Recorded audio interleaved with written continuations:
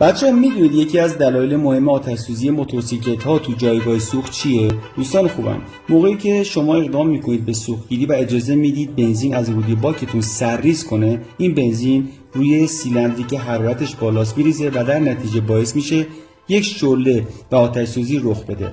و یا بنزینی که سرریز شده روی لوازم برقی موتورسیکلت ریخته میشه و در ادامه شما اقدام میکنید به استارت زدن، ایجاد جرقه و در نتیجه یک شعله یکپارچه‌ای به وجود میاد که تو همون لحظه اول با سر، صورت و ریه شما برخورد میکنه و شما دچار یه سوختگی فوق‌العاده شدید میشید.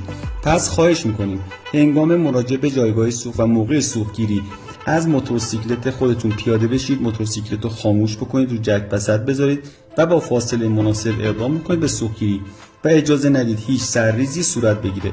اینجوری مطمئن باشید هیچ حادثه آتش‌سوزی رخ نخواهد داد. ایمن باشید. خدا نگهدار.